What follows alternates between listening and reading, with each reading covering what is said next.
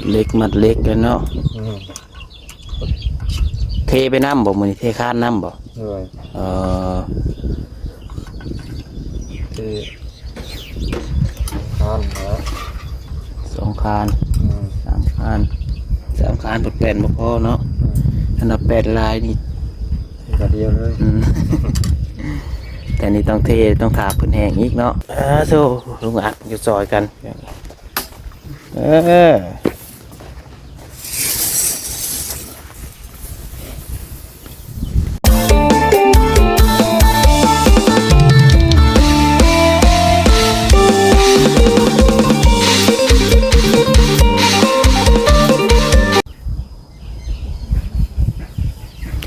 พี่น้องเนาะเปิดภาพขึ้นมาในมือนี้พี่น้องเอ้ยแต่เศร้าๆตอนเศร้าๆมือนี้กันเนาะตอนนี้ก็เป็นเวลา8 โมงพี่น้องเอ้ยน้องมาใส่ก็ได้เดินทางเข้ามาหาทางลุงอาจเนาะกับเมย์บกคำพี่น้องเนาะก็มาอัปเดตให้พี่น้องเบิ่งนี่แหละเนาะว่าทางสร้างประเทศอย่างมือนี้พี่น้องเนาะก่อนจะขึ้นไปทางพะลานพี่น้องเนาะ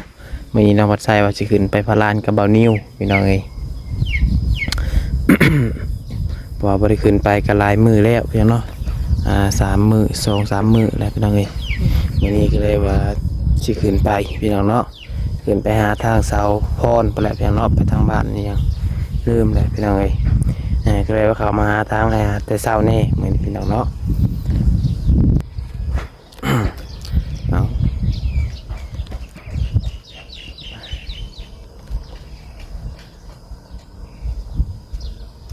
กราบทักทายสบายดีสวัสดีพ่อแม่พี่น้องสบายดีปาลุงและFCกันเบิดสุโขสุคนเบิดสุหม่องสุบอลบ่ว่าสิอยู่ฝั่งลาวฝั่งไทยหรือว่าอยู่ทางต่างประเทศเด้อพี่น้องเด้อการยินดีต้อนรับเข้าสู่ช่อง YouTube น้องผัดไซชาแนลอีกแล้วพี่น้องเนาะโดยพี่น้องเอ้ยพบพ่อกันตอนเช้าๆเนาะพี่น้องเนาะสบายดีพ่อแม่ FC ว่าสิอยู่ภายในหรือว่าอยู่อเมริกาเกาหลีพี่น้องเนาะที่เพิ่นเข้ามาชมแล้วเพิ่นเข้าใจภาษาลาวภาษาไทยเฮาพี่น้องบรรยากาศดีพี่น้องเนาะมาแต่เช้ากันตื่นแต่เช้ากันก็ดีพี่น้องเนาะมาสูดอากาศสดพี่น้องเห็นห่างกายเฮาแข็งแรงเนาะพี่น้องเนาะเอาพี่น้องเอ้ยไปโอ้ทางสร้างเพิ่นก็หากมาคือกันประจักษ์พี่น้องเนาะมื้อนี้ก็เปลี่ยนรถพี่น้องเอ้ยเนาะหมู่แล้วเปลี่ยนรถอันคันใหม่ๆเฮาเลยเปลี่ยนรถให้เงินเก่าลงกว่านับมื้อพี่น้องเนาะ เนี่ยขี่ไปไกลๆนี่ขี่ได้อยู่พี่น้องกันไปแถวไกลเนาะกันไปไกลเลยย่อมพี่น้องเลยไปไกลชุดนี่ฮอดบ่10 ลักรถนี่เนาะ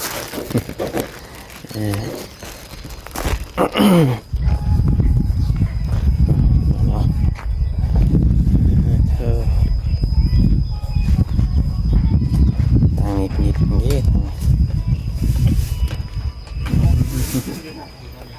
ล่างถ้วยล่างถ้วยล่างหม้อสบายดีเด้อ ให้ดีไปใส่หมอกมันเป็นคุกออกไงดำถึงเนื้อดังแต่พื้นเนาะโดยได้ว่าดอกดังแต่พื้นดังยังกับดำเบิด แต่ว่าก็ใกล้แน่ยุนี่มันดำโคตรแห้งเลยมันหุกเอาอะไรเนาะอันนี้ก็ดังใช่ดีก็ดำเดี๋ยวอันดังพื้นมันนักกว่าดังผ่านมันจะเป็นน้ำเนาะมันดุมันอนามัยเอามันจะขาวคือเก่ากันซื้อแล้วบอนามัยบอล่างดำคือเก่าซื้อใหม่เลยบอล่างเผื่อกระดำคือเก่าเพิ่มเจ็บมืออยู่ก่อนเอาให้ทางงาน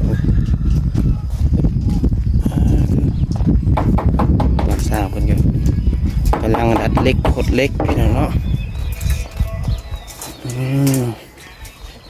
สบายดีเด้องานเด้อนักคือซอยนี่เจ็บมือแล้วทุกมีจิ๋ว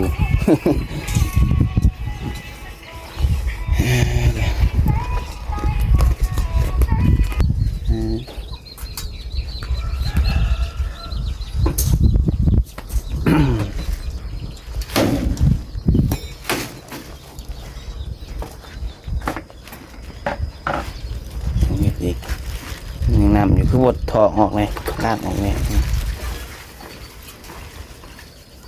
นี่ถอกใส่นี่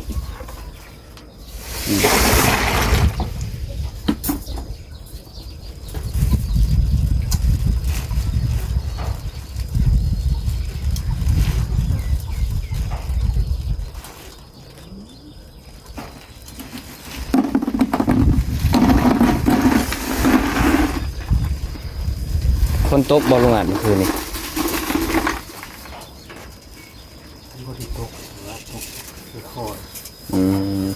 อย่างนั้นคือว่าเห็นเอาสังกะสีมาเตรียมตรงน้ำ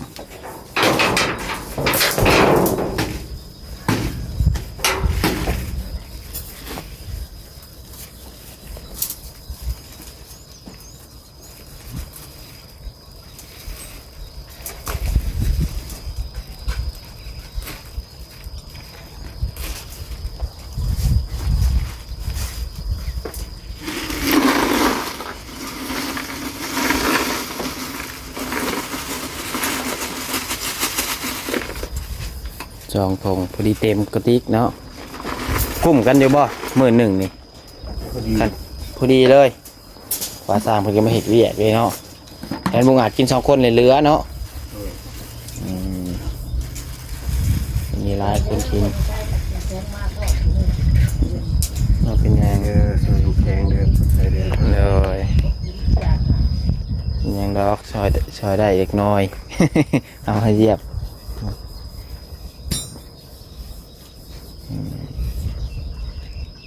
กินแล้วบ่เข่ามานี่ยังใครได้กินมีบ่สั่งของกินมีอยู่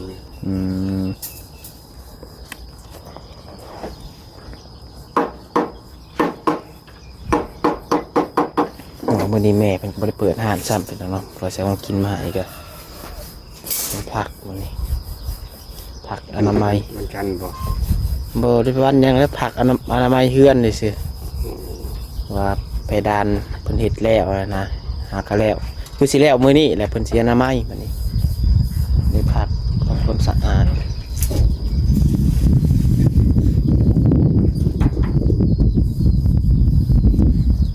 เย็นเนาะแต่เช้าๆแต่ละมื้อนี้เนาะบรรยากาศดีสิพุ่นแล้ว 9:00 10:00 จังหน่อยไปแล้วเริ่มร้อนนี้อันช่วงซันนี้นี่ยังเย็นอยู่พี่น้องแดดมันยังอ่อน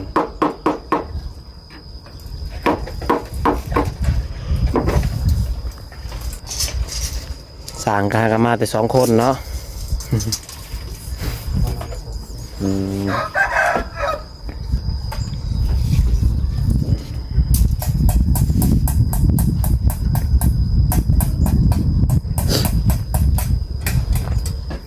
นี่พี่น้องครับ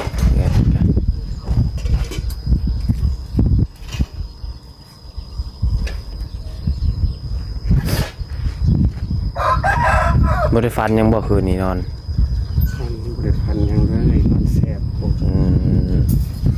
ได้กล่าวได้เมื่อนี้เนาะคือเห็นแต่หมูแท้ถึง400-500 ล้านเนาะกับโตเลยซื้อฮอดบ่ใกล้2โตยังฮอดบ่ใกล้กันดูเลย6โต5โตบางคนก็เป็นตื้อฮะมื้อนี้วันอาทิตย์บ่วันจันทร์บ่จันทร์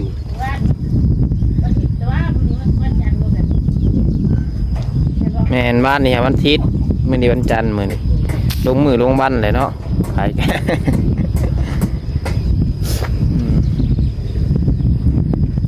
บางคนยังเฮ็ดแต่เวียกจนบ่ได้เบิ่งฮอดมื้อฮอดวันบางคนลงมือลงวัน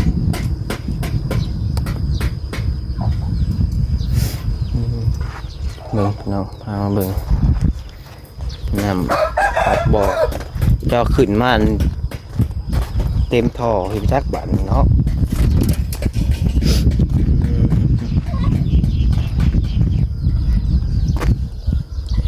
สำเกาพี่น้องเลยสำเกาเห็นไหมแต่ว่าไซส์คักนะนี่พี่น้องเนาะแนมเห็นหดดิน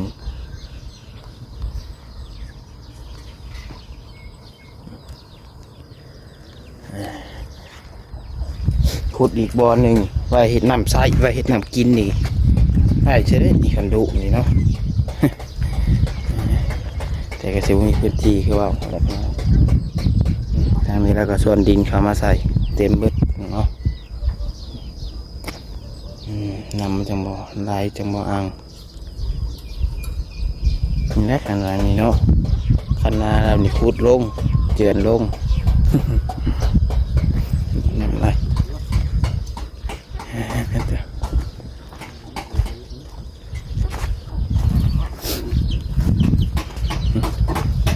จางกำลังขดเล็ก สบายที่ดี เลย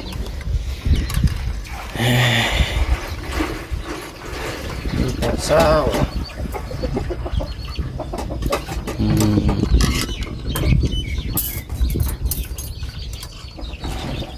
ขดเล็กมัดเล็กกันเนาะเทไปน้ำบ่มือนี่เทคาดน้ำบ่ เลย ที่ทานนะ 2 คาน 3 คาน3 คานเป็นแปดบ่พอเนาะอันดับ8 ลายนี่ กระเดียวเลย แต่นี่ต้องเทต้องถากพื้นแห้งอีกเนาะ ที่ได้3 คานเหมือนกัน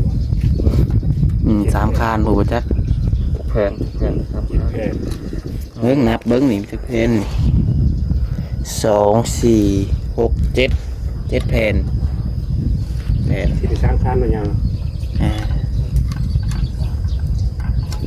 3 คานคือว่าหามาอีกแผ่นหนึ่งก็ได้4 คานเนาะ ผมมีบ่แผ่นเก่าเจ้าลุงอ่ะ บ่ได้มีบ่ได้เลย ฮะ คานนึงมัน2 แผ่น งั้นเราจะมีแผ่นเก่าดิ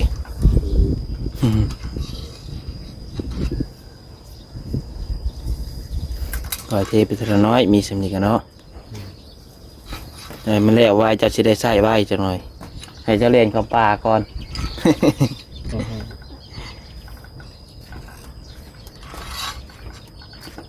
เฮ็ดเองบ่นี่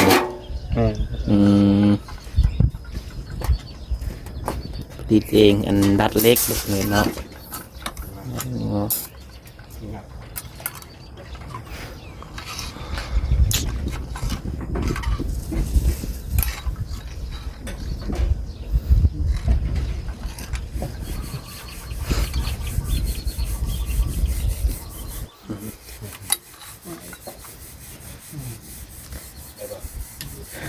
มาเบิ่งนั่นนี่อึ๊บโซ่ลุงอัดจะซอยกัน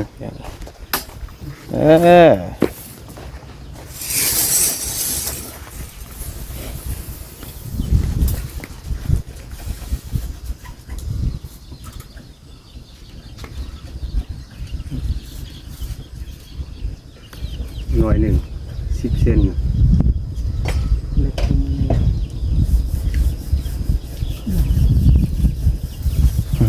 10 เมตรเลย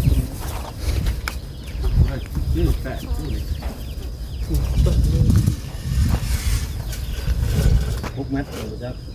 พอดี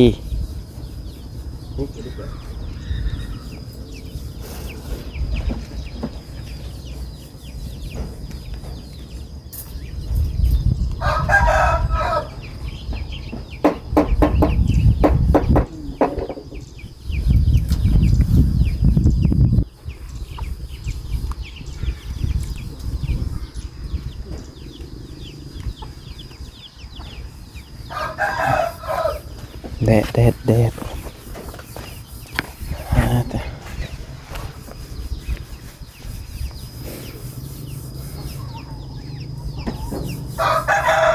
ผู้ใดมา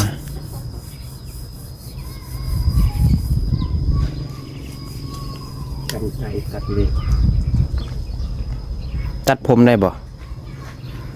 มาดูงาน บ่เข้าเลย ข่าวคือการถ้าได้เทละน้อยเทละเซน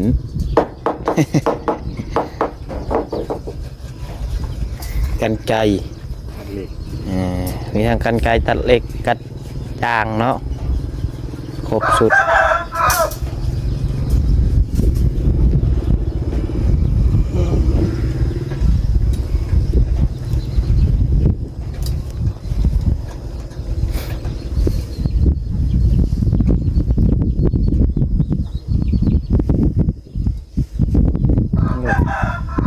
เปลี่ยนรถคันใหม่เลยเปลี่ยนแต่รถแล้วบ่ เปลี่ยนวาน หากระเห็นได้เป็นเนาะ ลุดแล้ว ผู้เปลี่ยนรถคันใหม่สีแดงเสียแต่รถติ เก็บทุกอย่างก็จะลุดยางก็ลุด เก็บไว้บัตรตัวนี้ขาดจะใส่ตัวนี้ต่อ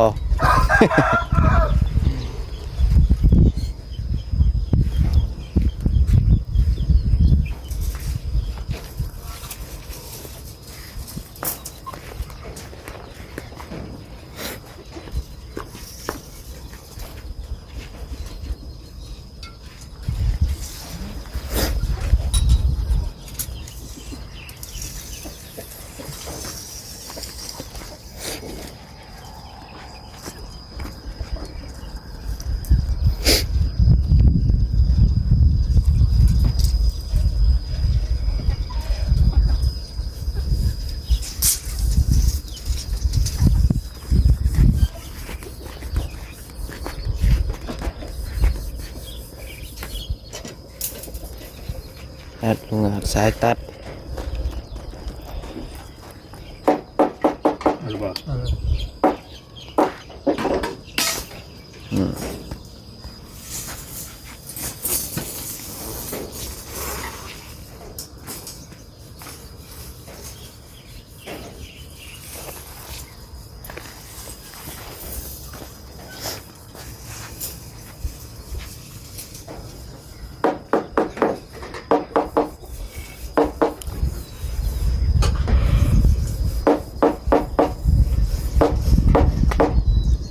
ตัวนี้จะได้กอดคานแล้วตัวนี้เนาะ แม่ กอดเสาแล้วมันบ่มีสว่านเจาะได้พี่น้องเอ้ย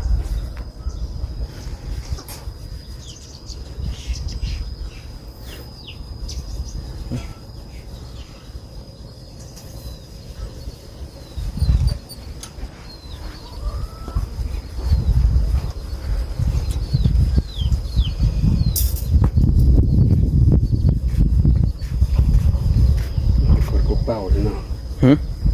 นั่นกดกุ๊กเป้าเลย ให้นอนกอดลูกเปล่า นั่นกดกุ๊กเป้าสะพอน สะพอนอืม อันนี้ก็กอดเสาดิ ลูกงานนางกอดเสาบ่ เลย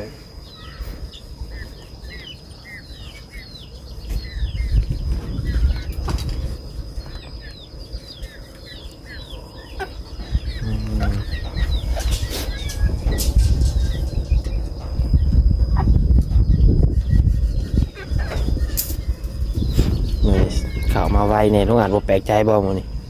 เข้ามาแต่เช้า แปลกใจอยู่ที่มีทางไป ไปสิขึ้นไปพารานเหมือนขึ้นไปพารานกับบ่นิวเลยมาแต่เช้านี่ก็ขึ้นไปเพื่อฮอดพุ่นก็ช่วยเติบแล้วเพื่อมึงเถื่อแหวพุ่นแหวพี่เฉพาะคะแนนว่าตั้งคีย์ขึ้นนี่ก็ประมาณชั่วโมงปลายเมื่อน่ะแล่นลงมาพร้อมกับมันไอ้เตียงกลางคืนประมาณชั่วโมงหนึ่งนี่แหละคันสิฮอดแล่นกลางคืนคือว่าแล่นวะคือว่าฮอดไวบัดตอนนั้นแล่นขึ้นตอนเว้นนี่คือว่านานฮอดเลยเท่เมื่อน่ะหาคือว่าหนังตัดคลิปในรถยังบ่ทันฮอดแล้วบ่ฮอดคลิปหนึ่งครับฮอดเซโนเลย แล้วกลางเว้นเขาปัดแนมหันแนมหนีทุกวันนะ กับรถมันบ่หลายแน่เนาะกลางคืนเนาะ มันกลางคืนเจ้าแนมทางแล่นมันกูมียังกูมีเนาะแล่น คือว่าฮอดไว้เนาะ เดียวเลยมันเล่นกลางคืนก็เล่นก็เว้นเล่นกลางคืนดีกว่า แต่ว่ารถก็บ่ฮอดแต่ก็สิ กลับมาเย็น มันก็มีข้อดีข้อเสียคือกัน สตาร์ดีหรือแล้วอย่างใดสตาร์ดีไม่ได้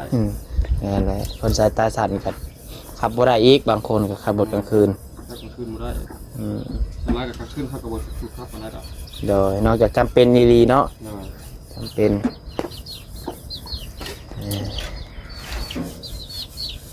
จากบุกขึ้นดอยใหญ่ รถใหญ่รถบอนิวเพิ่นนั่นแหละรถจักรรถโอ้ชิโง่พี่น้องเอ้ยมันบ่มีรถดีๆแน่นะรถจักรกับขนาดรถดีๆแน่ก็พอขึ้นไปอยู่แล้วอย่ามันบ่ฮอดรถก็ บางทีก็จักขึ้น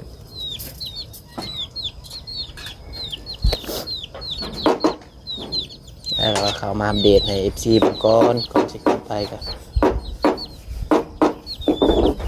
จอยเป็นสิโอ้ยน้องปัดชัยไปใช้คือเวนมาอัปเดตเลยไปพูดบริมีสัญญาณอีกได้ขับไปบ้านนะฮะออกมาโหลดคลิปกันยากขึ้นไปพอต้องได้อยู่บนมืออีกพี่น้องเราขึ้นไปพุ่นคำพอแหละลงมาหาเลาะทายแถวบ้านสะพร